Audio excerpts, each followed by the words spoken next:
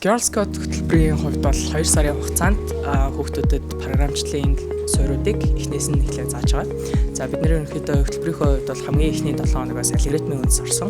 За тэгээд түүний дараагаас програм зохиох аргачлал, алгоритм зохиох аргачлалыг C хэлээр зааж байгаа.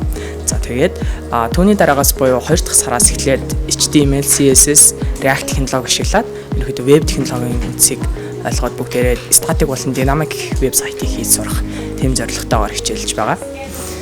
Тэгээд хүүхдүүд маань эхэндээ алгоритмын тухай ерөнхийдөө баг зэрэг ойлгоход жоохон хүндрэлтэй байсан. Яагаад гэвэл өмнө хизээж харж байгаагүй, өмнө одоо сонсож байгаагүй зүйл гинт ороод эхэлсэн болохоор. Гэхдээ дараагийн 7 хоногоос нь алгоритмыг бүрэн ойлгосныхоо дараагаар C хэлээр хэрэгжүүлэлтээ хийгээд програм нь ажиллаад эхлэхэд ер нь л айгу баяртай байсан. Тэгээд бид нэр ерөнхийдөө аль болох багийн ажил тэгээд биедан ажиллахыг илүү одоо дэмжиж байгаа.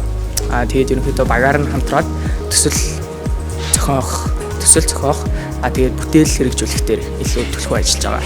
За тэгээд ерөнхийдөө хүүхдүүд маань одоо C хэлээ бүрэн сураад бүрэн сурамж гэж байхгүй тий.